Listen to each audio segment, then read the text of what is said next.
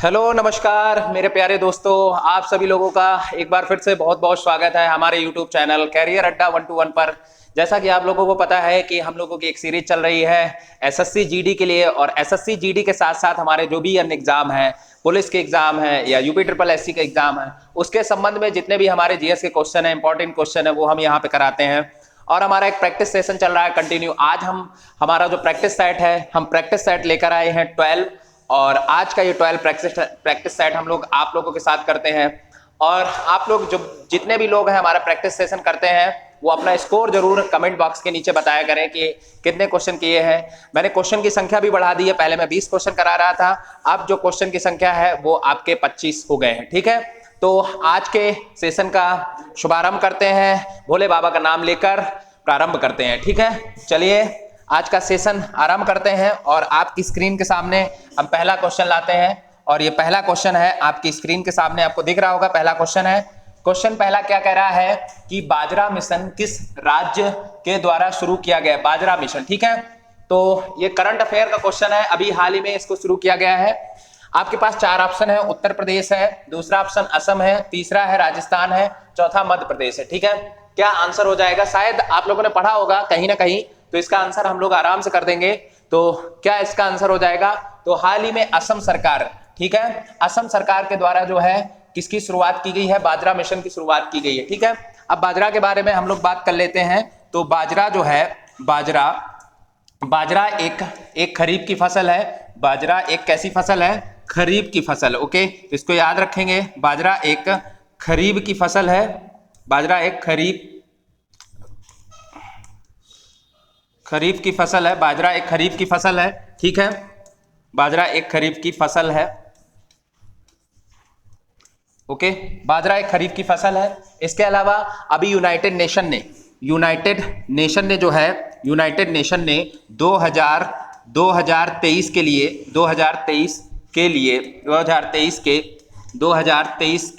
लिए बाजरा वर्ष घोषित किया है। क्या किया है? बाजरा, ठीक है, बाजरा वर्ष घोषित किया है। ये सारे पॉइंट आप लोग नोट कर लेंगे, बाजरा वर्ष घोषित किया है। ओके, बाजरा वर्ष जो है घोषित किया है। ठीक है, बाजरा वर्ष घोषित किया है, या मिलेट वर्ष घोषित किया है। इसी को हम मिलेट भी बोलते हैं। क्या बोलते हैं? मिलेट भी बोलते हैं। तो इसको आप लोग नोट डाउन कर लेंगे। ओके, ठीक है। और हमारे अगर भारत के स्तर पर बात करते हैं, भारत में सबसे ज्यादा बाजरा कहाँ होता है? तो भारत में सर्वाधिक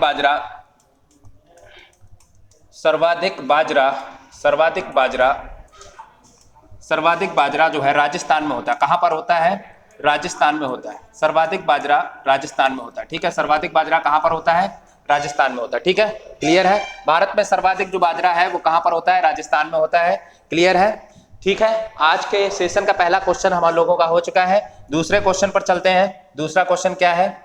दूसरा क्वेश्चन आपकी स्क्रीन के सामने है, देख लीजिए। क्वेश्चन है कि पंचवर्षीय योजना का मुख्य उद्देश्य क्या है? पंचवर्षीय योजना, हमारे भारत में आप लोगों को पता है पंचवर्षीय योजनाएं प्रारंभ की गई थी, और 1951 से हमारी पहली पंचवर्षीय योजना थी, और 2012 में हमारी अंतिम यानी कि 12वीं पंचवर्षीय योजना शुरुआत की गई थी, और इसका जो समय था वो 2017 तक था। पंचवर्षीय योजनाएं जो थी वो हमारी यूएसएसआर से ली गई थी। ठीक है, यूएसएसआर के मॉडल से जो है हम लोगों ने पंचवर्षीय योजनाओं को लिया था। ओके, सारी पंचवर्षीय योजनाएं जो है अलग अलग मॉडल पर आधारित थी, और उसमें अलग अलग उद्देश्य थे। लेकिन यहाँ पर यह पूछा जा रहा है कि पंचवर्षीय योजनाओं का मुख्य उद्देश्य क्या है, यानी ओवरऑल अगर हम बात करें, जो पंचवर्षीय योजनाएं थी उनका फोकस किस पर था? तो पहला पॉइंट दिया है निजी क्षेत्र की बढ़ती भूमिका। क्या निजी क्षेत्र, यानी कि हम कह सकते हैं क्या प्राइवेटाइजेशन को बढ़ाया था, प्राइवेटाइजेशन को बढ़ावा दिया था? तो क्या प्राइवेटाइजेशन को बढ़ावा दिया? नहीं, क्योंकि हमारी पंचवर्षीय योजनाएं जो थी वो समाजवादी मॉडल पर थी, तो यहाँ पर निजी क्षेत्र की बात नहीं होगी। दूसरा दिया है पीढ़ी जाति, यहाँ पे लिखना है, यहाँ पे पिछड़ी जाति, यहाँ पे आपको क्या करना है? पिछड़ी जाति। ठीक है, यहाँ पर आपको पिछड़ी जाति करना है, यहाँ पर आपको पिछड़ी जाति करना है। ओके, पिछड़ी जातियों का विकास के लिए। तो अगर पंचवर्षीय योजनाएं अगर हम देखें तो उसमें पिछड़ी जाति के संबंध में केवल बात नहीं कही गई थी, वहां पे सभी समूह के लिए, जो भी हमारा पिछड़ा हुआ वर्ग है, उसमें ऐसा बिल्कुल भी नहीं कहा गया था कि केवल एससी के लिए है या एसटी के लिए है यानी कि हमें एक समाजवादी मॉडल बनाना था, यानी कि गरीबी को हटाना था, उद्योगों को भी बढ़ावा देना था, कृषि को भी बढ़ावा देना था, आत्मनिर्भरता भी लानी थी। ठीक है, तो केवल और केवल जो है पिछड़ी जातियों के विकास के संबंध में नहीं होगा, तो ये भी हमारा आंसर क्या है, कट हो जाएगा।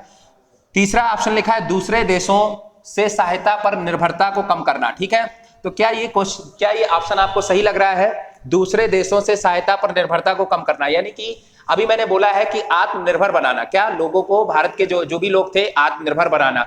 आत्मनिर्भर कैसे बनेंगे? क्योंकि अगर उद्योग डेवलपमेंट होंगे तो लोगों को रोजगार मिलेगा, कृषि में अच्छे काम होंगे, कृषि को बढ़ावा मिलेगा तो लोग कृषि में भी अच्छा काम करेंगे। ठीक है, गरीबी का उन्मूलन होगा, बेरोजगारी दर कम होगी।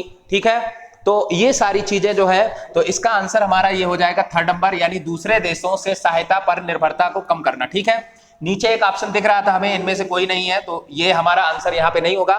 केवल और केवल आंसर क्या हो जाएगा, तीसरा हो जाएगा, दूसरे देशों से सहायता पर निर्भरता को कम करना। ठीक है, क्लियर है? ओके, तो हमारा ये आंसर हो जाता है। आज के सेशन का क्वेश्चन जो है सेकंड जो है हमारा यहाँ पे कंप्लीट हो जाता है। क्वेश्चन नंबर थर्ड पर आते हैं। थर्ड क्या कह रहा है? थर्ड कह रहा है जलोढ़ मिट्टी में किसकी उपलब्धता सर्वाधिक होती है। देखो, हमारी जो भारतीय मिट्टियां हैं, तो बेसिकली हमारी भारतीय मिट्टियों में तीन चीजों की हमेशा कमी होती है। भारतीय मिट्टियों में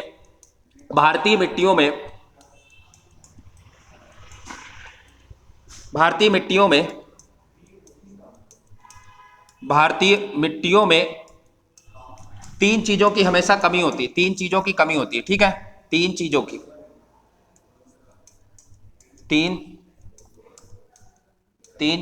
कमी होती है।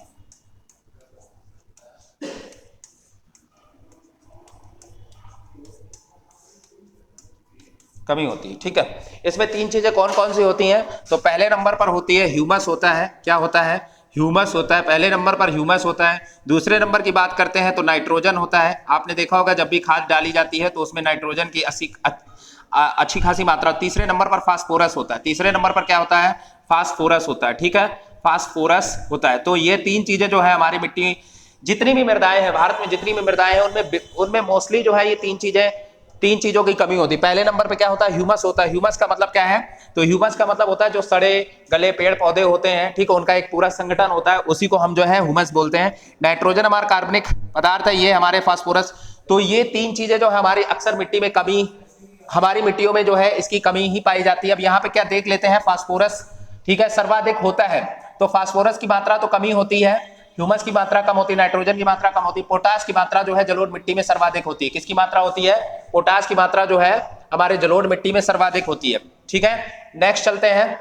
इसके अलावा हम लोग मिट्टी के बारे में बता देते हैं, आप लोग इसको रिवाइज कर लेंगे कि ICAR इंडियन काउंसिल एग्रीकल्चर के अनुसार भारत की मिट्टियों को 8 प्रकार में बांटा गया है और मुख्य रूप से जो एग्जाम में पूछे जाते हैं वो 4 ही मिट्टियों से ज्यादा क्वेश्चन पूछे जाते हैं। पहले नंबर पर होता है जलोढ़ और ये भारत में सर्वाधिक मात्रा में फैली हुई मिट्टी है। ठीक है, यानी उत्तर का विशाल मैदान है। इसके अलावा जो गोदावरी और कावेरी का जो डेल्टाई क्षेत्र है वहां पर भी जो है हमें जलोढ़ मिट्टी का विस्तार मिलता है। दूसरे नंबर पर काली मिट्टी, फिर हमारी लाल मिट्टी और चौथे नंबर पे आती है लैटेराइट। इसके अलावा कुछ अन्य मिट्टियां होती हैं, दलदली मिट्टी होती है, शुष्क मिट्टी होती है। ठीक है, इसके अलावा हमारी लवड़ी मिट्टी होती है, वनी मिट्टी होती है। तो कुल 8 प्रकार की मिट्टियां होती हैं। मुख्य रूप से जो है 4 को ही हम लोग याद करेंगे कि 4 से ही क्वेश्चन ज्यादा बनते हैं। नेक्स्ट क्वेश्चन पर चलते हैं हम लोग। आज के सेशन का चौथा क्वेश्चन है आपकी स्क्रीन के सामने क्या लिखा है? केंद्रीय कपास अनुसंधान केंद्र कहां पर है? तो आपके एग्जाम में कोई भी एग्जाम ले लो, चाहे पुलिस का एग्जाम ले लो या SSC GD का ले लो, वहां पर कोई ना कोई जो है अनुसंधान संस्थान से क्वेश्चन पूछते हैं। तो यहाँ पे देख लीजिए, मैं बता देता हूँ। 4 ऑप्शन दिए हैं। पहला दिया मैसूर, दूसरा दिया नागपुर, तीसरा बैरकपुर, चौथा कानपुर। मैं कानपुर से इस क्वेश्चन को, क्या कानपुर में है? नहीं, कानपुर में जो है भारतीय दलहन अनुसंधान है। क्या है कानपुर में? कानपुर की अगर मैं बात करता हूं तो भारतीय दलहन अनुसंधान है, अनुसंधान संस्थान, भारतीय दलहन अनुसंधान संस्थान है। ठीक है, भारतीय दलहन अनुसंधान संस्थान है। ओके, इसके अलावा हम बात करते हैं बैरकपुर में, बात करते हैं तो राष्ट्रीय जूट अनुसंधान संस्थान है। यहाँ पर क्या है? राष्ट्रीय जूट। बैरकपुर जी पश्चिम बंगाल में है। कहां पर है? वेस्ट बंगाल में है। WB लिख लेंगे ऐसे। और यहाँ पर क्या है? राष्ट्रीय जूट अनुसंधान संस्थान, राष्ट्रीय जूट अनुसंधान संस्थान है, राष्ट्रीय जूट अनुसंधान संस्थान, ठीक है, राष्ट्रीय जूट अनुसंधान संस्थान, ओके, राष्ट्रीय जूट अनुसंधान संस्थान है, ओके, अनुसंधान संस्थान, ठीक है। इसके अलावा हमारा बचा मैसूर बचा, तो मैसूर में क्या है, खाद्य प्रौद्योगिकी अनुसंधान संस्थान, राष्ट्रीय खाद्य प्रौद्योगिकी अनुसंधान संस्थान, राष्ट्रीय खाद्य प्रौद्योगिकी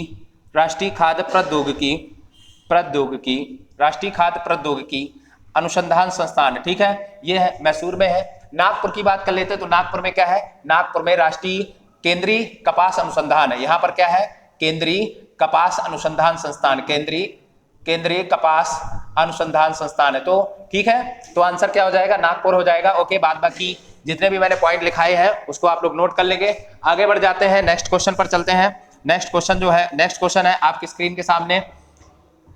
क्वेश्चन नंबर 5वां है आज के सेशन का, अमृत क्रांति का संबंध किससे है। तो पहले नंबर पे दिया है चमड़ा उत्पादन, ठीक है, दूसरे नंबर पर कच्चा तेल दिया है, तीसरे नंबर पर नदी जोड़ो और चौथे नंबर पर दिया है बायोडीजल। तो इसमें से क्या हो जाएगा, अमृत क्रांति का संबंध किससे है बताइए। तो कच्चे तेल की अगर हम बात करते हैं तो कच्चे तेल में हम देखते हैं काली क्रांति के अंतर्गत आता है। कच्चा तेल जो है काली क्रांति, ठीक है, कच्चा तेल किसके अंतर्गत, काली क्रांति, ओके, काली क्रांति के अंतर्गत आता है, काली क्रांति। बायोडीजल की बात करते हैं तो कृष्ण क्रांति के अंतर्गत आता है, किसके अंतर्गत, कृष्ण क्रांति के अंतर्गत आता है, कृष्ण क्रांति के अंतर्गत आता है, ठीक है। वहीं पर अगर हम मांस या टमाटर ये सारी चीजें देखते हैं तो गुलाबी क्रांति के अंतर्गत आता है। चमड़ा भी जो है हमारा गुलाबी क्रांति के अंतर्गत आ जाएगा। लेकिन जो अमृत क्रांति यहाँ पे क्वेश्चन में पूछा गया है, अमृत क्रांति जो है नदी जोड़ो परियोजना से है। किससे है, अमृत क्रांति का संबंध जो है नदी जोड़ो परियोजना से है, ओके। इसका आंसर हम लोग कर लेंगे नदी जोड़ो परियोजना, ठीक है। आगे चलते हैं, नेक्स्ट क्वेश्चन देखते हैं। क्वेश्चन छठा है, क्वेश्चन छठा क्या कह रहा है, गति को सबसे सर्वाधिक, यहाँ पे लिखा है, यहाँ पे लिख लेंगे सबसे, गति को सबसे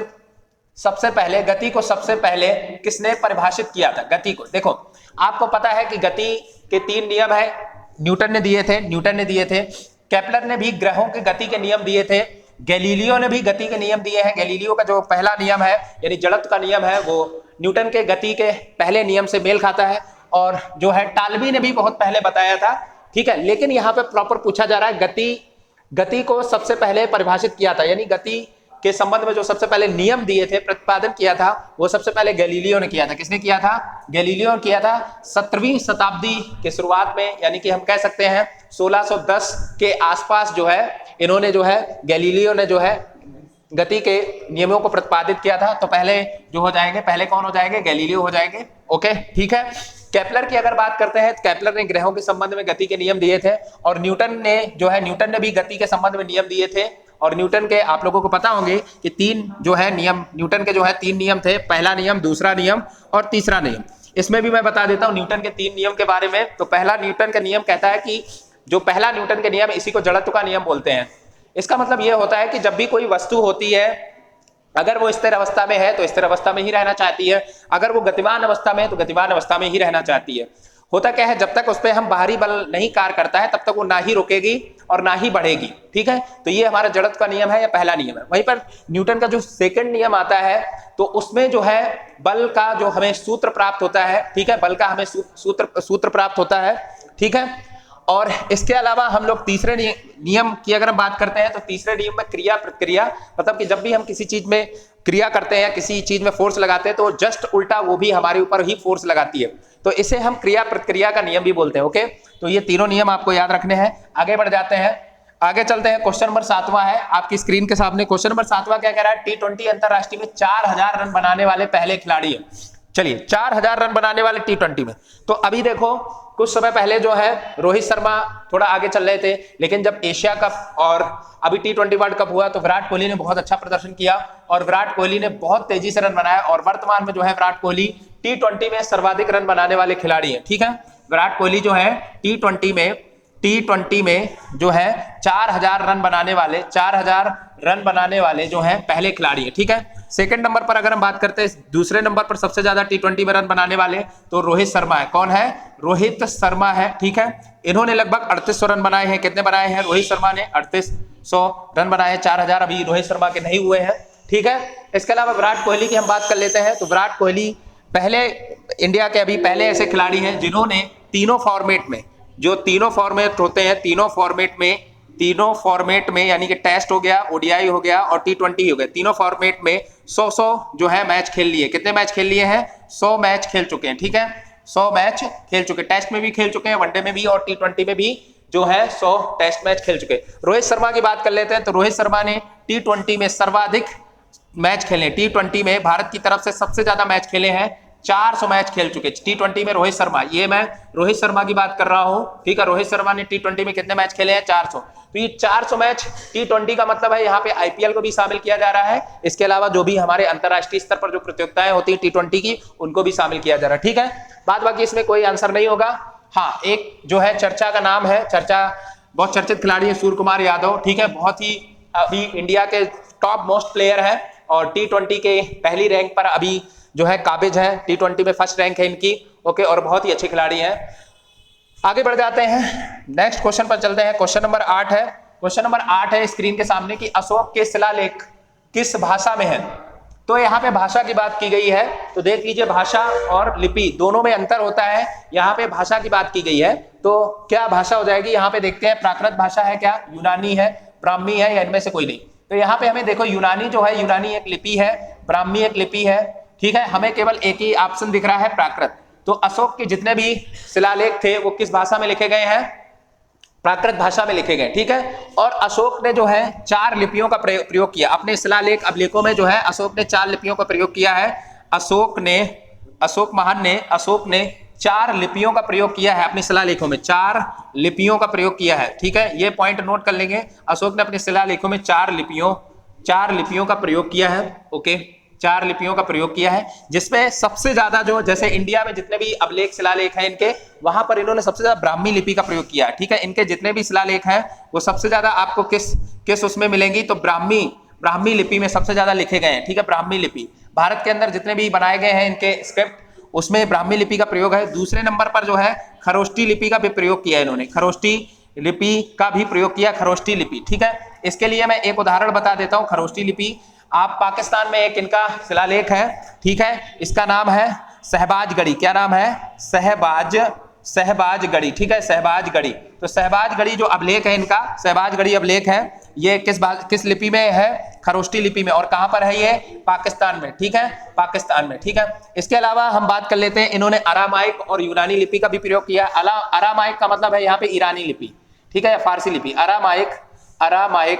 अरामाइक एवं यूनानी लिपि का भी प्रयोग किया। किसका प्रयोग किया है? यूनानी लिपि का भी प्रयोग किया है। इसके साक्ष्य हमें जो है देखने को मिलते हैं, तो अफगानिस्तान में इनका एक अभिलेख है जिसका नाम है, अफगानिस्तान में एक इनका अभिलेख है, अफगानिस्तान में एक इनका अभिलेख है जिसका नाम है, अफगानिस्तान में एक अभिलेख है, तो इसका नाम है शेर ए कोना। क्या नाम है? शेर ए कुना। कहीं पे कुना भी ऐसे करके लिखा होता है, शेर ए कुना, ठीक है, शेर ए कुना। तो ये जो इनका अभिलेख है, ठीक है, ये किस लिपि में है? तो अरामाइक और यूनानी लिपि में जो है शेर ए कोना। और कहां पर है ये? अफगानिस्तान में, ठीक है। बाद बाकी कलसी, ठीक है, भाब्रू, यहाँ पर जितने भी इंडिया के अंदर है, ठीक है, आप जितने भी देखते हो वो सारे जो है मोस्टली जो है आपके किस लिपि में? ब्राह्मी लिपि में लिखे गए। और सबसे ज्यादा प्रयोग अगर ये पूछ दिया जाए अशोक ने किस लिपि का सर्वाधिक प्रयोग किया, तो ब्राह्मी लिपि का सर्वाधिक प्रयोग किया। अशोक ने किस भाषा का प्रयोग किया है? तो प्राकृत भाषा का प्रयोग किया है, ठीक है। अशोक ने पाकिस्तान में शहबाजगढ़ी अभिलेख जो है वो किस लिपि में लिखवाया है? तो खरोष्टी लिपि में लिखवाया है। अशोक ने शेर ए कोना जो अफगानिस्तान में अभिलेख है वो किस लिपि में? तो अरामाइक एवं यूनानी लिपि में, ठीक है। क्लियर हो गया? आगे बढ़ जाते हैं नेक्स्ट क्वेश्चन पर। इसीलिए अशोक को महान भी बोला गया है। नेक्स्ट क्वेश्चन है 9वां, विश्व व्यापार संगठन का मुख्यालय कहाँ है?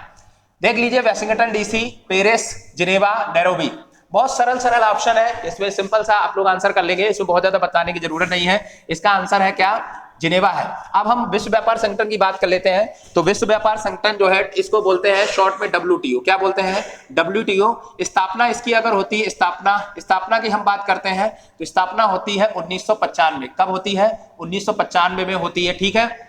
बेसिकली जो हमारा विश्व व्यापार संगठन है इसने गेट का स्थान लिया था। किसका स्थान लिया था? तो WTO ने किसका स्थान लिया था?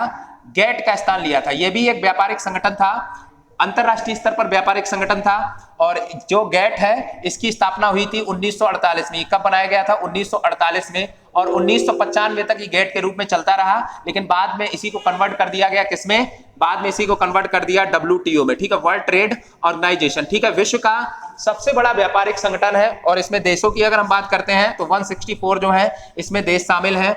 और जो हमारी इकोनॉमी होती है या हमारा व्यापार जो उदारीकरण करना है, व्यापार का उदारीकरण करना है, उसके संबंध में जो है WTO काम करता है। अब हम बात कर लेते हैं WTO के अध्यक्ष की बात कर लेते हैं, जो वर्तमान में WTO के चेयरमैन या अध्यक्ष की बात कर लेते हैं।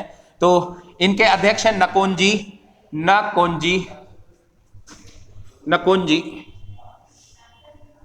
इनके अध्यक्ष हैं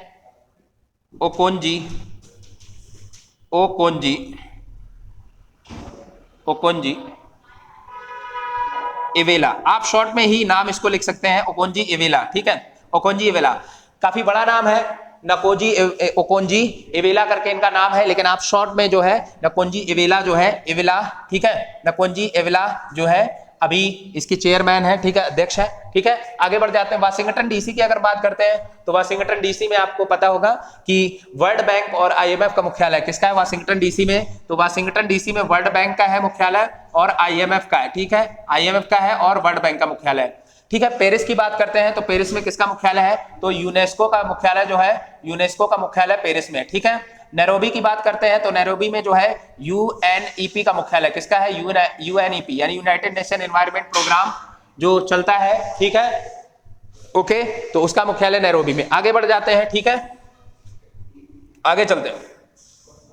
क्वेश्चन नंबर 10वां है आपकी स्क्रीन के सामने। क्वेश्चन नंबर 10वां क्या कर रहा है? प्रसिद्ध लोक गायक भिखुदास गोविंद। पहले तो ये जान लेते भिखुदास गोविंद भाई गढ़वी, ठीक है, इनका पूरा नाम है भिखुदास गोविंद भाई गढ़वी। किस शैली से संबंधित है? गढ़वी यहाँ पे होना चाहिए, गढ़वी लिखा है, गढ़वी एक सरनेम होता है, ठीक है। किस शैली से संबंधित है? यहाँ पे कुछ शैलियां दी गई हैं, लोक गायन शैली दी गई है। पहले में दिया है लोक वार्ता। लोक वार्ता का संबंध क्या होता है? नॉर्मली जब हम लोग कहीं पे बैठ जाते हैं, लोगों का समूह होता है और वहां पर आपस में हम लोग वार्ता करते हैं, तो स्पेशल उसको लोक वार्ता बोलते हैं।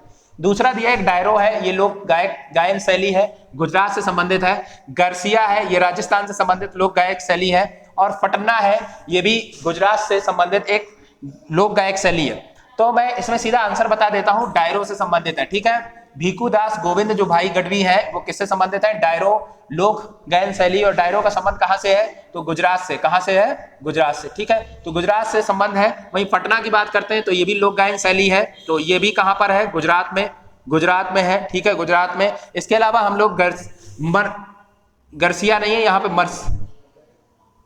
मरसिया है, मरसिया, इसकी मैं बात करता हूं तो ये राजस्थान, ये कहां से है? ये राजस्थान से, ओके। मरसिया जो है राजस्थान में है। जब भी कोई दुख या कोई शोक वगैरह हो जाता है तो उस समय जो है लोक गायन किया जाता है, ठीक है, सुख संवेदना के समय जो है ये लोक गायन किया जाता है, मरसिया, ठीक है। और ये राजस्थान से संबंधित है, ठीक है। तो इसका आंसर क्या हो जाएगा? डायरो हो जाएगा। इंपॉर्टेंट क्वेश्चन है। आगे चलते हैं। क्वेश्चन नंबर 11 है। क्वेश्चन नंबर 11 क्या कह रहा है? प्रसिद्ध दूध सागर झरना, झरना यहाँ पे है, ये झरना है, सरना नहीं है, किस वन्य जीव अभयारण्य में स्थित? तो सबसे पहले मैं बात कर लेता हूं कि गोवा जो है, गोवा, ठीक है, गोवा और गोवा प्लस कर्नाटक बॉर्डर है, गोवा प्लस कर्नाटक की बॉर्डर है, ठीक है, गोवा प्लस कर्नाटक सीमा पर, ठीक है, गोवा प्लस कर्नाटक सीमा पर, गोवा प्लस कर्नाटक सीमा पर क्या है? गोवा प्लस कर्नाटक सीमा पर एक वहां पे एक नदी बहती है जिसका नाम है मांडवी नदी। क्या नाम है? मांडवी नदी है। और मांडवी नदी के पास ही जो है ये दूध सागर झरना है। क्या झरने का नाम है? दूध सागर झरना है, दूध सागर झरना है, ठीक है। तो यही पूछा गया। अब इसमें हम लोग एलिमिनेट कर लेते हैं, क्या इसमें कौन सा गोवा में नहीं है? तो पहला देखो महावरी लिखा है, महावीर होना चाहिए यहाँ पे, महावीर, ठीक है, महावीर, ठीक है, महावीर वन्य जीव अभयारण्य। पहले नंबर पे महावीर वन्य जीव अभयारण्य। दूसरा है हस्तिनापुर वन्य जीव अभयारण्य, हस्तिनापुर वन्य जीव अभयारण्य यूपी में है, तो ये जो है आपका आंसर नहीं होगा। चंबल वन्य जीव अभयारण्य जो है ये एमपी में है, तो ये भी हमारा आंसर नहीं होगा। एक ये बचा, इनमें से कोई नहीं। लेकिन उससे पहले हमारा एक ऑप्शन बचा है महावीर स्वामी, यानी महावीर वन्यजीव अभयारण्य, और यही जो है हमारा गोवा क्षेत्र में पड़ता है। और इसी वन्यजीव अभयारण्य यानी महावीर वन्यजीव अभयारण्य के पास ही जो क्या है, प्रसिद्ध दूध सागर जो है झरना है, ओके। और ये भारत के जो, जैसे आप लोगों ने देखा होगा महात्मा गांधी जो है, आपने गरसुप्पा झरना के बारे में सुना होगा, गरसुप्पा जलप्रपात जो है उसके बारे में सुना होगा, कुंची कुल सुना होगा, ठीक है। तो ये बहुत ही ऊंचाई पर स्थित झरना है। वैसे जो ये हमारा प्रसिद्ध दूध सागर, ये भी काफी ऊंचाई से जो है ये झरना गिरता है। ओके, ठीक है। तो इसका आंसर क्या हो जाएगा? महावीर पहला हो जाएगा, महावीर वन्यजीव अभयारण्य। 12 नंबर क्वेश्चन पर आते हैं। क्वेश्चन नंबर 12 क्या कह रहा है? क्वेश्चन नंबर 12 क्या कह रहा है? जल में घुलनशील विटामिन कौन है? जल में घुलनशील विटामिन, इसमें से आपके पास 4 ऑप्शन दिए, ए दिया, बी दिया, के दिया, डी दिया। तो इसके लिए एक शॉर्ट ट्रिक आप लोग बना देंगे। इसके लिए क्या करेंगे? वसा में घुलनशील विटामिन, वसा में घुलनशील विटामिन, वसा में घुलनशील विटामिन, ठीक है। वसा में घुलनशील क्या? विटामिन। ओके, वसा में घुलनशील विटामिन, इसको हम क्या बोलेंगे? एडक बोलेंगे। क्या बोलेंगे? ADE, एडक।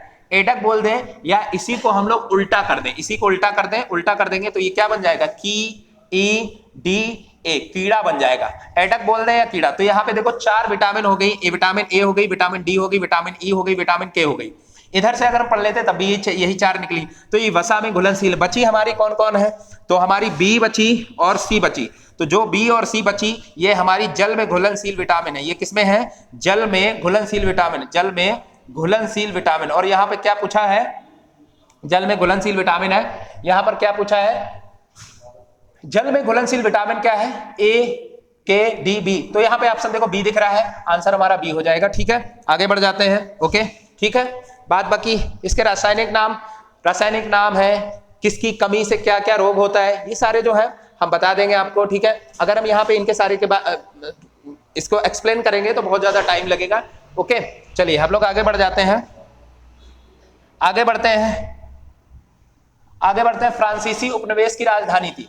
तो उपनिवेश का मतलब क्या है? कॉलोनीज। उपनिवेश का मतलब क्या है? हमारे यहाँ आप लोगों को पता होगा कि कंपनियां ढेर सारी आई थी, उसमें सबसे पहले जो है पुर्तगाल कंपनी आई थी, ठीक है। फिर हमारे यहाँ जो है ब्रिटेन वाले आए थे, फिर हमारे यहाँ डच आए थे, ठीक है। और इसके अलावा हमारे यहाँ फ्रांसीसी आए थे, ये सब आए थे। तो यहीं पर फिर इन्होंने अपनी अपनी कॉलोनियां बनाई थी। ब्रिटेन वालों ने कलकत्ता में बना ली थी, अपनी राजधानी बना ली थी, ठीक है। पुर्तगाल वालों ने कहाँ बना ली थी? गोवा में बना ली थी। और यहाँ पे पूछा गया फ्रांसीसियों ने कहाँ पर अपनी राजधानी बनाई थी, ठीक है। देखो, एक होता है फैक्ट्री, एक क्या होता है? फैक्ट्री या कोठी, वो अलग है। लेकिन ये राजधानी की बात कर रहे हैं, तो राजधानी यहाँ पे क्या हो जाएगा? फ्रांसीसियों ने जो उपनिवेश अपनी राजधानी बनाया था, पुडुचेरी में बनाया था, ठीक है। और बहुत समय तक जो है पुडुचेरी लास्ट तक जो है फ्रांसीसी के कब्जे में रहा। बाद में फ्रांसीसियों ने जो है पुडुचेरी को छोड़ा था, ठीक है। वहीं पर गोवा की बात करते हैं। गोवा किसके अंडर में था? गोवा था पुर्तगालियों के अंडर में, ठीक है। पुर्तगालियों के अंडर में था गोवा, पुर्तगालियों के अंडर में था। कलकत्ता की बात करते हैं तो British east India company, British east India company, ठीक है, British east India company. Okay, ठीक है, आगे बढ़ जाते हैं। ये क्वेश्चन हमारा हो गया 13 नंबर हो गया। 14 क्वेश्चन पर चलते हैं। क्वेश्चन नंबर 14 क्या है? सिगरेट पर लिखित चेतावनी पेश करने वाला दुनिया का। सिगरेट पर आपने देखा होगा, सिगरेट की डब्बी होती है, उसमें लिखा होता है कि सिगरेट पीना स्वास्थ्य के लिए हानिकारक है, कृपया इसको ना पिए, कर्क रोग हो जाता है, मतलब कैंसर हो जाता है, ठीक है। तो ये जो चेतावनी अब हम लोग सिगरेट की डब्बी में देखते हैं, तो वैसी ही सिगरेट की डिब्बी में जो है चेतावनी सबसे पहले दुनिया के किस देश ने दी है? तो यहाँ पे ऑप्शन दिया है भारत, नेपाल, श्रीलंका, USA।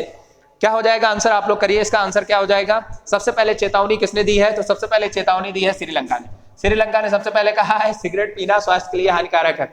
और अब जब टीवी में हम लोग देखते हैं और वहां पर कोई सिगरेट पीता है तो उसमें एक नीचे लिख के आता है कि सिगरेट पीना या धूम्रपान करना स्वास्थ्य के लिए हानिकारक है, राइट, ठीक है। तो इसका आंसर हो जाएगा श्रीलंका हो जाएगा, ठीक है। आगे बढ़ जाते हैं। नेक्स्ट क्वेश्चन है, क्वेश्चन नंबर 15 है आपकी स्क्रीन के सामने। क्वेश्चन नंबर 15 क्या है? हाल ही में किस देश में गांजा रखना और उसकी खेती करना अपराध से बाहर कर दिए? बढ़िया है, ठीक है भैया, खूब गांजा रखो, ठीक है, खूब दबा के खेती करो, कोई दिक्कत नहीं, खूब दिन भर खेती करो, गांजा पियो दबा के, और इसका क्या करना है? खूब पियो और खूब खेती करो। और इसमें इसके संबंध में आपका कोई अपराध नहीं है, ना पुलिस आएगी, ना आपको पकड़ेगी, ना कुछ। लेकिन हमारे भारत में इतना भी गांजा पकड़ लिया गया, बेटा चले जाओ, 2-4 साल के लिए अंदर चले जाओगे जेल में, ले, ठीक है। लेकिन यहाँ पर क्या है? कौन कौन से देश? तो भारत तो होगा नहीं, भारत में तो भैया अपराध है। दूसरे यहाँ पे चीन भी दिया है। चीन में तो गांजा, अफीम समझ लो, अफीम तो चीन में जहर है, अफीम का नाम लेना भी वहां अपराध है, समझ लो। अफीम युद्ध हुआ था एक बार, बहुत पहले हुआ था, अफगानिस्तान से संबंधित एक युद्ध हुआ था, अफीम युद्ध, ठीक है। तो उसके संबंध वहां पे अफीम मतलब लेना तो बहुत दूर, अफीम का नाम लेना अपराध है, ठीक है। 2-4 साल के लिए अंदर चले जाओगे, अफीम का नाम ले लिया। फिर अफगानिस्तान है और थाईलैंड है। तो मैं इसका डायरेक्ट आंसर कर देता हूं, क्या है आंसर? थाईलैंड है। तो थाईलैंड विश्व का ये पहला ऐसा देश बन गया है जिसने गांजा को रखना खूब जेब में डालकर चलो, ठीक है, और खूब खेती दबा के करो, कोई दिक्कत नहीं, अपराध नहीं है। किसके लिए बोला गया है? तो ये थाईलैंड की सरकार ने बोला है अपने यहाँ, ठीक है। तो इसका आंसर हो जाएगा। ओके, चलिए आगे चलते हैं। क्वेश्चन नंबर 16 है, क्वेश्चन नंबर 16 है आपकी स्क्रीन के सामने कि किस जीव को स्थानीय भाषा में सुसु सुसु कहा जाता है? एक्चुअली में यहाँ पे सुसु शब्द नहीं, सुनसु होता है, सुनसु होता है, सुनसु, ठीक है, सुनसु, ठीक है, सुनसु कहा जाता है, स्थानीय भाषा में इसको सुनसु कहा जाता है। तो क्या शेर को कहा जाता है सुनसु? अच्छा एक बात बताओ, सिंपल सा बात है, आप ही लोग बताओ, शेर को सुनसु उनसु सुना है आप लोगों ने? सीधा सीधा बोलते हैं लाइन है, शेर है, ठीक है, उसका सुनसु उनसु नाम नहीं है, ठीक है। दूसरे नंबर पे आते हैं गंगेटिक डॉल्फिन। गंगेटिक डॉल्फिन का मतलब है गंगा की जो डॉल्फिन है, और आप लोगों को पता है ये जो हमारा राष्ट्रीय जलीय जीव भी है। फिर तीसरे पर आते हैं समुद्री गाय। समुद्री गाय का मतलब है यहाँ पे एक प्राणी है डुगोंग, इसी को बोलते हैं समुद्री गाय, ठीक है, डुगोंग। और ये डुगोंग जो है अभी संरक्षण केंद्र भी बनाया गया है, डुगोंग संरक्षण केंद्र तमिलनाडु में बनाया गया है। इनमें से कोई नहीं, चौथा ऑप्शन दिया है, इनमें से कोई नहीं। क्या हो जाएगा आप लोग बताइए, आंसर करिए, फिर मैं बता रहा हूं। तो इसका आंसर क्या हो जाएगा? गंगेटिक डॉल्फिन हो जाएगा। क्या हो जाएगा? Gangetic dolphin. तो गंगेटिक डॉल्फिन को लोकल वाले क्षेत्र में क्या बोलते हैं? सुनसु बोलते हैं, ठीक है। अब यहां पर हम कुछ परियोजनाएं के बारे में बात कर लेते हैं, जैसे ये अक्सर एग्जाम में पूछ ली जाती है परियोजनाएं, और ये आप लोग नोट कर लेंगे। तो सबसे पहले जैसे हंगुल परियोजना है, सबसे पहले हंगुल, मैं क्रम के साथ लिख लेता हूं, हंगुल परियोजना, हंगुल परियोजना, ठीक है। हंगुल परियोजना ये कब आई? तो हंगुल परियोजना 1970 में आई। अब कई बच्चे पूछेंगे सर ये हंगुल क्या होता है? अरे यार सिंपल है, डियर की प्रजाति है, हिरन, हंगुल हिरन, ठीक है। और आपका जो है डाचीगाम, डाचीगाम जो आपका नेशनल पार्क है, ठीक है, जम्मू कश्मीर में, तो वो स्पेशल हंगुल के लिए ही बनाया गया, ठीक है। इसके अलावा हम लोग शेर प्रोजेक्ट की बात करते हैं, शेर प्रोजेक्ट की बात करते हैं, परियोजना, शेर परियोजना की बात करते हैं, शेर परियोजना। तो शेर परियोजना, शेर प्रोजेक्ट कब आया? लायन प्रोजेक्ट कब आया? तो 1972 में आया, 1972 में। वहीं पर हम टाइगर प्रोजेक्ट की बात करते हैं, टाइगर प्रोजेक्ट भारत में कब आया? टाइगर प्रोजेक्ट भारत में कब आया? तो टाइगर प्रोजेक्ट जो है कब आया? अरे बताओ भैया कब आया? 1973 में आया, ठीक है। फिर इसके अलावा हम गैंडा की बात करते हैं, गैंडा, गैंडा प्रोजेक्ट की बात करते हैं, गैंडा परियोजना, गैंडा परियोजना की बात कर लेते हैं। तो गैंडा परियोजना भारत में कब आई? 1987 में आई। कब आई? 1987 में आई। फिर हम लोग इसके अलावा हम लोग जो है गिद्ध परियोजना की बात कर लेते हैं, गिद्ध परियोजना, क्योंकि गिद्ध परियोजना पूछ लेते हैं, गिद्ध परियोजना की बात करते हैं। गिद्धों को बचाना था, गिद्धों का संरक्षण करना था। वैसे भी डाइक्लोफेनेक जो है एक हमारा दर्द निवारक जो है दवा थी, जानवरों को दिया जाता था, उसी को, जैसे अब जानवर की डेथ हो जाती उसका असर तो बना ही रहता था बॉडी में, तो उसको खाने के बाद जो है गिद्ध लुढ़क जाते थे, खत्म, उनकी मंडी खत्म, ठीक है। तो उनको बचाने के लिए अब हमारे देश में इतनी कम गिद्धों की संख्या हो गई कि भारत सरकार चिंता में पड़ गई, अरे भैया क्या किया जाए। क्योंकि आप लोग जानते हो गिद्धों को क्या बोलते हैं? गिद्धों का क्या बोलते हैं? पर्यावरण का सफाई कर्मचारी बोलते हैं, ठीक है। गिद्ध एक प्रकार से जो है लास्ट में देखो, जब हम लोग मांसाहारी गिद्ध तो होते ही हैं, अब कभी भी कोई भी आप देखेंगे कि कोई भी जानवर है, जंगली जानवर है, अगर किसी भी मांस वगैरह को या कुछ भी खाता है तो उसको फाइनली उसको खत्म नहीं करता। लेकिन गिद्ध जो होते हैं या हमारे लास्ट के जो फंगस बैक्टीरिया होते हैं, ठीक है, वही पूर्ण रूप से जो है उस चीज को खत्म करते हैं। ओके, ठीक है। तो गिद्ध हमारे एनवायरमेंट में होना बहुत जरूरी है, ठीक है। तो गिद्ध परियोजना जो है भारत में कब आती है? 2006 में आती है, 2006 में आती है। और वहीं पर जो है गंगेटिक डॉल्फिन जो है, गंगा डॉल्फिन, गंगा डॉल्फिन को राष्ट्रीय जलीय जीव घोषित किया जाता है। गंगा डॉल्फिन, गंगा डॉल्फिन को जो है राष्ट्रीय जलीय जीव घोषित किया जाता है। गंगा डॉल्फिन को राष्ट्रीय जलीय जीव, राष्ट्रीय जलीय जीव, राष्ट्रीय जलीय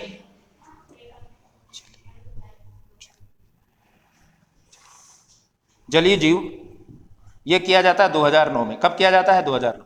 और गंगा डॉल्फिन से एक डॉल्फिन दिवस के रूप में भी मनाया है, राष्ट्रीय डॉल्फिन दिवस 5 अक्टूबर को, ये भी नोट कर लेंगे, 5 अक्टूबर को डॉल्फिन दिवस के रूप में मनाया जाता है। फिर हम लोग भारत में एक चीज और, एक बात और करते हैं कि एक आपका अनुसंधान संस्थान बनाया गया है, ठीक है। डॉल्फिन से संबंधित भारत में पहला अनुसंधान संस्थान बनाया गया है, और ये कहां पर बनाया गया है? भागलपुर में, विक्रमशिला जो है गंगा डॉल्फिन अनुसंधान संस्थान बनाया गया है। इसके अलावा एक आपका रिसर्च सेंटर भी बनाया गया है, ठीक है, तो रिसर्च सेंटर जो है ये कहां पर बनाया गया है आपका, तो पटना में बनाया गया। ओके चलिए, इतनी जानकारी आप लोगों को रखना है। आगे चलते हैं, क्वेश्चन नंबर 17 है। क्वेश्चन नंबर 17 क्या है, निम्न में से कौन सा यूनेस्को की अमूर्त सांस्कृतिक विरासत सूची में शामिल नहीं है? छऊ नृत्य, छऊ ठीक है देख लेंगे, छऊ। लद्दाख का बौद्ध मंत्राचार, ठीक है। याक्षन्ना नहीं, यहाँ पे लिखेंगे यक्षगान लिखेंगे, क्या लिखेंगे, यक्षगान लिखेंगे, ठीक है, कर्नाटक का यक्षगान है। वैदिक मंत्रों की परंपरा, तो देखो सबसे पहले हमारे यहाँ जो है रामलीला। अब होता क्या, यूनेस्को ये अमूर्त, पहले तो बच्चे बहुत से नहीं समझ पाते अमूर्त विरासत क्या होती है, अमूर्त सांस्कृतिक। तो सिंपल सी बात है कि कोई ऐसी चीज है जिसको हम केवल फील करते हैं, क्या करते हैं, फील करते हैं। जैसे हमारा कोई मेला हो गया, ठीक है, या हमारा कोई त्योहार हो गया, तो वो हम फील करते हैं। यहाँ पे कोई ऐसा नहीं कि बिल्डिंग वगैरह की बात हो रही है, ठीक है, बगीचे की बात हो रही है, ये सारी चीजें नहीं है। हम फील करते हैं, हमारा त्योहार हो सकता है, हमारा कोई भी ऐसा सांस्कृतिक चीज है, ठीक है, त्योहार भी हो सकता है, इसके अलावा कोई मेला हो सकता है, ठीक है, इसके अलावा जो हमारी कोई कला भी हो सकती है, वो जो है हमारी अमूर्त, यानी कि अमूर्त जिसकी कोई मूर्ति ना हो, ठीक है, अमूर्त का मतलब है जिसकी कोई मूर्ति ना हो। तो यूनेस्को ने जो है अपनी साइट में 14 स्थलों को शामिल किया है। कुल मिलाकर भारत के कितने स्थलों को शामिल किया है, 14। और 14वां स्थल जो है भारत का, 14वां स्थल जो है वो क्या है, दुर्गा पूजा, भारत की दुर्गा पूजा। और ये दुर्गा पूजा जो है पश्चिम बंगाल की, स्पेशल पश्चिम बंगाल की, ठीक है, तो दुर्गा पूजा स्पेशल पश्चिम बंगाल की है। ओके, तो इसको जो है शामिल किया है 14वें के रूप में। लेकिन यहाँ पर क्या छऊ नृत्य को शामिल किया है, यस शामिल किया है। लद्दाख के बौद्ध मंत्र को भी शामिल किया है, वैदिक मंत्रोच्चार की परंपरा को भी शामिल किया। केवल यक्षगान जो है इसको शामिल नहीं किया गया, ठीक है, इसको शामिल नहीं किया गया, यक्षगान को शामिल नहीं किया गया है। वहीं पर अगर हम रामलीला की बात कर लेते हैं तो रामलीला को भी शामिल किया है। कुंभ मेला की बात करते हैं तो कुंभ मेले को 2017 में शामिल किया है, ठीक है। तो कुल मिलाकर ऐसे जो है वो 14 स्थल है। अगर हम मूर्त विरासत सूची की बात करते हैं, जिसमें हमारे विश्व विरासत सूची जो यूनेस्को की विश्व विरासत सूची में भारत के कितने स्थल हैं, तो वहां पे अगर हम बात करते हैं तो वहां पर 40 स्थल, तो वो अलग चीज है। ये 40 स्थल जो है, जिसमें लास्ट में आपने देखा होगा धौलावीरा जो है एक हड़प्पन साइट है, उसको शामिल किया है 40वीं, और 39वें रूप में जो है रामप्पा मंदिर को शामिल किया था, ठीक है। और 14 जो है अमूर्त है, और ये है 40 मूर्त विरासत। ओके, क्लियर हो गया। आगे बढ़ जाते हैं। क्वेश्चन नंबर है अब्दुल होना चाहिए, अब्दुल हमीद लाहौरी था, अब्दुल हमीद लाहौरी था, ठीक है। यहाँ पे बच्चों ने तुरंत आंसर करेंगे, अरे भैया इन्होंने तो ताजमहल बनाया था, बना लो तुम भी ताजमहल, बना लो। बनाओ, कहाँ दिख रहा ताजमहल? पहले ऑप्शन में इतिहासकार, दूसरे ऑप्शन में वास्तुकार, तीसरे ऑप्शन में चित्रकार, चौथे ऑप्शन में इनमें से कोई नहीं। अब बताओ आंसर क्या होगा? अब्दुल हमीद लाहौरी। अब मैं एक नाम लिख देता हूं, एक नाम था अहमद लाहौरी। क्या नाम था? अहमद लाहौरी, ठीक है। अब बताओ, ये अहमद लाहौरी अलग थे, तो अहमद लाहौरी ही थे वास्तुकार। ये कौन थे? वास्तुकार थे, ठीक है, ये थे वास्तुकार। और अहमद लाहौरी ने जो है बनाया था क्या? ताजमहल बनाया था, ठीक है, ताजमहल के वास्तुकार थे ये, ताजमहल, ठीक है। तो इसमें क्या हो जाएगा? इसमें हो जाएगा इतिहासकार। और ये किसके दरबार में इतिहासकार थे? तो शाहजहां के दरबार में इतिहासकार थे, प्रसिद्ध शाहजहां के दरबार में इतिहासकार थे। कहाँ, किसके दरबार में? शाहजहां के दरबार में, शाहजहां के दरबार में ये प्रसिद्ध इतिहासकार थे, ठीक है, शाहजहां के दरबार में। ओके, और इन्होंने एक रचना की थी पादशाह, जिसमें शाहजहां के बारे में, इनके जीवन के बारे में, जो इनका शासन काल रहा है, तो उसके बारे में लिखा है। इनकी रचना है पादशाह जो है रचना है इनकी, जिसको लिखा है किसने? अब्दुल हमीद लाहौरी ने। लेकिन यहाँ पे याद रखना, अहमद लाहौरी अलग है, वास्तुकार इन्होंने ताजमहल, दोनों में काफी मिलता जुलता नाम है, ठीक है। ओके, चलिए आगे बढ़ जाते हैं। क्वेश्चन नंबर हमारा जो है स्क्रीन के सामने है 19।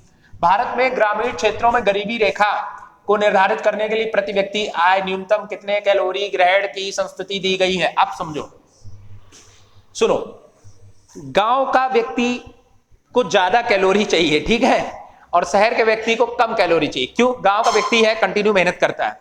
तो यहां पे पूछा गया है कि गरीबी रेखा, अगर वो यहां पे ये बताया गया है कि अगर मान लो कोई व्यक्ति है, अब इनमें से 4 में से ऑप्शन आपके सामने दिए गए हैं, इनसे अगर वो कम कैलोरी पाता है एक दिन में, तो वो गरीब माना जाएगा, ठीक है। यानी कि स्वास्थ्य के आधार, पोषण के आधार पे यहाँ पे गरीबी को इंगित किया गया है। तो आपके पास 4 ऑप्शन है, 2100 कैलोरी दिन में होनी चाहिए, 2400 कैलोरी दिन में, 2500 कैलोरी या 2600 कैलोरी। मान लेते अगर इससे कोई कम है तो फिर क्या है, वो गरीब हो जाएगा। तो ग्रामीण क्षेत्र में जो होता है 2400 कैलोरी जो है प्रतिदिन चाहिए, अगर इससे कम है तो फिर क्या है, वो गरीबी रेखा के नीचे है। ठीक है, तो 2400 या इससे ऊपर हो सकता है। और शहर की अगर हम बात करते हैं तो ये शहर के लिए 2100 कैलोरी जो है प्रति व्यक्ति के लिए, ये शहर के लिए किया गया है। ओके, ठीक है, तो इसको आंसर आप लोग कर लेंगे। आगे चलते हैं, आगे चलते हैं। क्वेश्चन नंबर 20 है, क्वेश्चन नंबर 20 है आपकी स्क्रीन के सामने। क्वेश्चन नंबर 20 क्या कह रहा है, बुरी मुद्रा। बुरी मुद्रा का मतलब क्या है, बुरी मुद्रा अच्छी मुद्रा को चलन से बाहर कर देता है। ठीक है, कथन है। तो चार यहाँ पे देखते हैं, ग्रेशम है, एंजल है। एंजल ये वही एंजल है जो कार्ल मार्क्स के दोस्त हुआ करते थे, ये वही एंजल है। ठीक है, तीसरे लॉरेंज है। ठीक है, लॉरेंज ने सिद्धांत दिया है, या इनमें से कोई नहीं। क्या हो जाएगा इसका आंसर, आप लोग करिए। इसका आंसर जो हो जाएगा ग्रेशम है, आंसर इसका हो जाएगा। ग्रेशम ने ये प्रतिपादित किया था कि मार्केट में अगर कोई भी ऐसी मुद्रा, बुरी मुद्रा का मतलब यहाँ पे कोई ऐसा नहीं कि वो गंदी मुद्रा है या वो टूटी फूटी मुद्रा है। ठीक है, मेन होता है उसकी वैल्यू। मेन क्या होता है, इंटरनेशनल स्तर पर उसकी वैल्यू। ठीक है, तो वैल्यू अगर उसकी डाउन है तो फिर वो क्या होता है कि अच्छी मुद्रा को भी चलन से बाहर कर देता है। ओके, राइट, क्लियर हो गया। हम लोग आगे चलते हैं 21, क्वेश्चन नंबर 21 पर आ जाते हैं।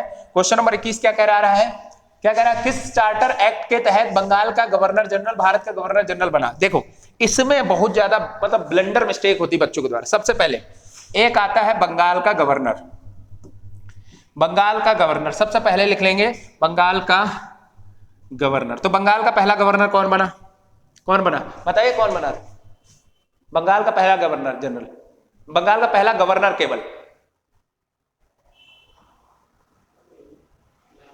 नहीं याद आ रहा है, लॉर्ड कर्जन। वाह, लॉर्ड कर्जन बना। ठीक है, रॉबर्ट क्लाइव, क्लाइव का नाम सुने हो। ठीक है, रॉबर्ट क्लाइव। ठीक है, तो बंगाल का गवर्नर पहला बना रॉबर्ट क्लाइव। कौन बना, रॉबर्ट क्लाइव बना। ठीक है, रॉबर्ट क्लाइव। ठीक है, रॉबर्ट क्लाइव बना। इसके अलावा हम लोग बात करते हैं, इसके अलावा हम लोग बात करते हैं बंगाल का प्रथम गवर्नर जनरल कौन बना, बंगाल का इससे पहले हम ये बात करेंगे बंगाल का अंतिम गवर्नर कौन था, बंगाल का अंतिम गवर्नर, बंगाल का अंतिम गवर्नर कौन था। तो बंगाल का अंतिम गवर्नर हो जाएगा वारेन हेस्टिंग्स। कौन था, वारेन हेस्टिंग्स हो जाएगा, हेस्टिंग्स हो जाएगा, वारेन हेस्टिंग्स हो जाएगा, वारेन हेस्टिंग्स। वहीं अगर हम बात करें बंगाल, अब जो लास्ट हो रहा है ना वही पहला हो जाएगा यहाँ पे। अब कहेंगे हम बंगाल का प्रथम गवर्नर जनरल, बंगाल का प्रथम गवर्नर जनरल, बंगाल का प्रथम गवर्नर, बंगाल का प्रथम गवर्नर जनरल। तो बंगाल का प्रथम गवर्नर जनरल हो जाएंगे यही वारेन हेस्टिंग्स। कौन हो जाएंगे, वारेन और हेस्टिंग्स हो जाएंगे। ठीक है, चलिए अब हम बात करते हैं भारत का, अब हम बात कर लेते हैं बंगाल का अंतिम गवर्नर जनरल। अब ये बात करते हैं बंगाल का अंतिम गवर्नर जनरल जो है, बंगाल का अंतिम गवर्नर जनरल, गवर्नर जनरल कौन हो जाएगा, तो लॉर्ड विलियम बेंटिंग हो जाएंगे। कौन हो जाएंगे, लॉर्ड विलियम बेंटिंग। ठीक है, लॉर्ड विलियम बेंटिंग हो जाएंगे। ठीक है, बेंटिंग हो जाएंगे। अब यहाँ पे ये फिर से पूछेगा कि भारत का पहला गवर्नर जनरल, भारत का पहला गवर्नर जनरल, भारत का पहला, तो कौन हो जाएगा भारत का पहला गवर्नर जनरल, यही बना था 1833 के चार्टर एक्ट में। भारत का पहला गवर्नर जनरल, भारत का पहला गवर्नर जनरल ये कौन बना था, लॉर्ड विलियम बेंटिंग। कौन बना, लॉर्ड विलियम बेंटिंग। ठीक है, लॉर्ड विलियम बेंटिंग बना। ठीक है, अब आगे आते हैं कि भारत का अंतिम गवर्नर जनरल कौन बना, यहां पे लिख देते हैं भारत का अंतिम गवर्नर जनरल, भारत का अंतिम, क्योंकि अंतिम का मतलब ये है कि वहां से वायसराय का पद शुरू हो जाएगा। ठीक है, ये जो गवर्नर जनरल का पोस्ट हो जाएगी, गवर्नर जनरल की पोस्ट है, वायसराय में कन्वर्ट हो जाएगी। तो भारत का अंतिम गवर्नर जनरल, ठीक है, भारत का अंतिम गवर्नर जनरल की अगर हम बात कर रहे हैं तो कौन हो जाएंगे, लॉर्ड कैनिंग हो जाएंगे। कौन हो जाएंगे, लॉर्ड कैनिंग हो जाएंगे, लॉर्ड कैनिंग। ठीक है, लॉर्ड कैनिंग हो जाएंगे। अब वहीं पर अगर हम बात कर लेते हैं भारत का पहला वायसराय, ये तो हो गया भारत का अंतिम गवर्नर जनरल हो गया। ठीक है, लॉर्ड कैनिंग। अब भारत का पहला वायसराय की बात करें, भारत का पहला वायसराय, भारत का पहला वायसराय,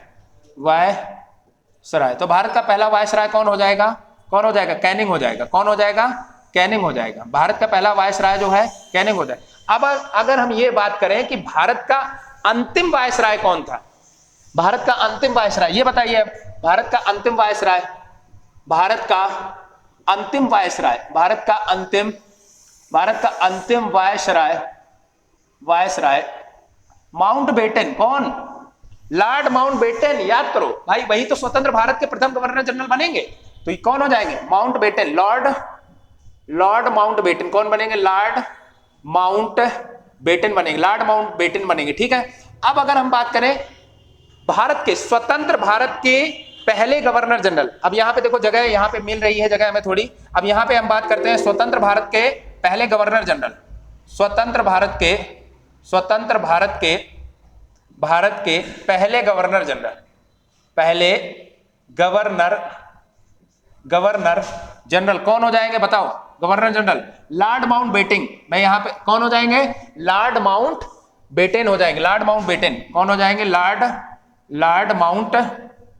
माउंटबेटन हो जाएंगे, लॉर्ड माउंटबेटन हो जाएंगे। ठीक है। अगर अब हम ये बात करें कि भारत का, स्वतंत्र भारत का पहला भारतीय गवर्नर जनरल, तो करेंगे सी गोपालाचारी। कौन हो गए? सी गोपालाचारी। या हम बोले भारत का जो है अंतिम गवर्नर जनरल की अगर हम बात करते हैं, स्वतंत्र भारत के अंतिम गवर्नर जनरल, तो सी राजगोपालाचारी। ठीक है, आंसर हो गया। अब यहां पे जगह नहीं बच रही है तो सी गोपालाचारी हम कर लेंगे। स्वतंत्र भारत के पहले भारतीय गवर्नर जनरल, तो सी राजगोपालाचारी। ठीक है, आगे चलते हैं।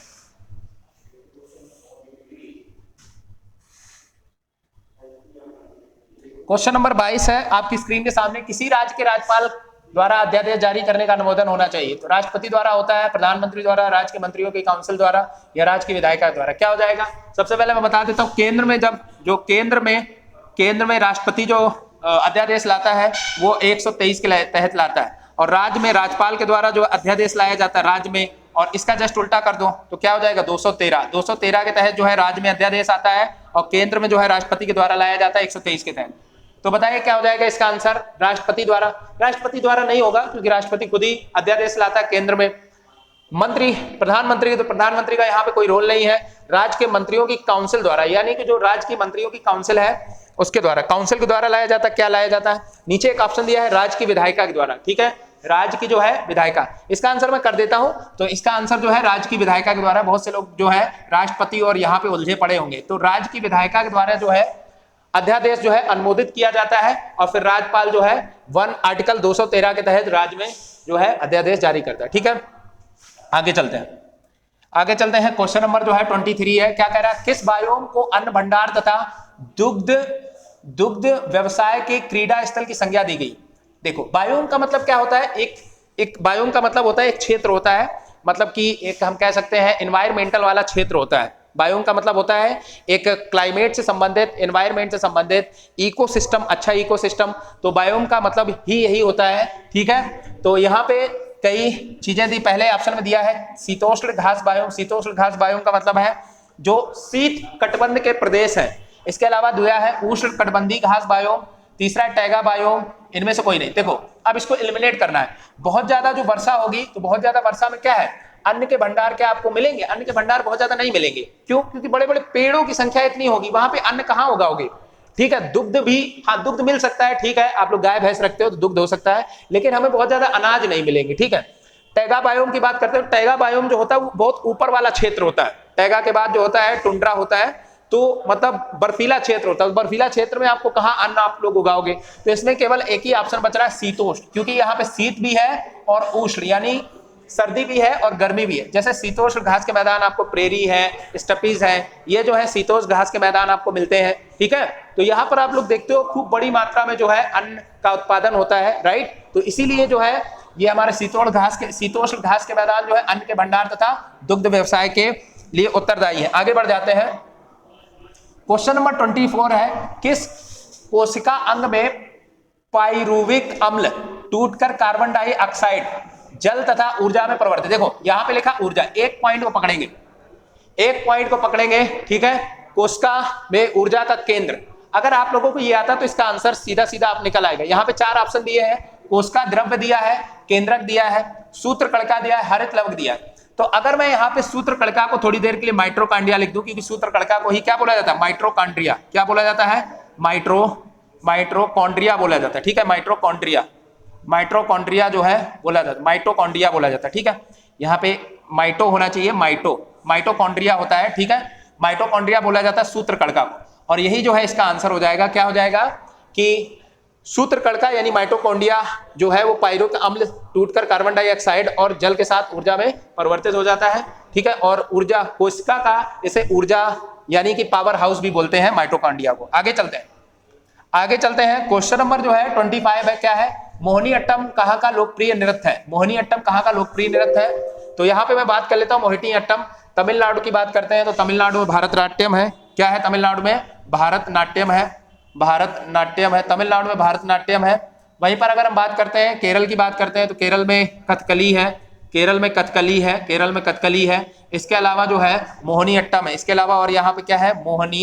मोहिनीअट्टम है। ठीक है, मोहिनीअट्टम है। ठीक है, ओके, तो आंसर हमें मिल ही गया है। आंसर हमारा क्या हो जाएगा?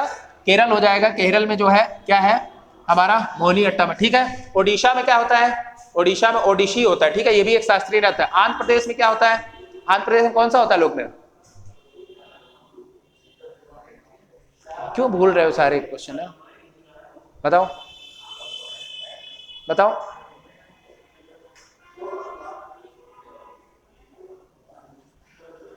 चलिए कोई बात नहीं है, आप लोग इसका कमेंट में आंसर करेंगे कि आंध्र प्रदेश में जो है कौन सा लोक नृत्य होता है। इसको मैं कमेंट में, आप लोग वीडियो देखेंगे, इसका आंसर कमेंट में करना है कि आंध्र प्रदेश में जो है जो एक शास्त्रीय नृत्य होता है और उस शास्त्रीय नृत्य का क्या नाम है, ऑप्शन में करेंगे। ठीक है, वैसे इसका आंसर जो है केरल हो जाएगा। केरल में जो है कथकली और मोहिनीअट्टम होता है। ठीक है, ओके, चलिए आज के लिए हम लोग इतना ही रखते हैं और फिर मिलते हैं। तब तक के लिए आप लोग पढ़ते रहिए, स्वस्थ रहिए, मस्त रहिए। जय हिंद।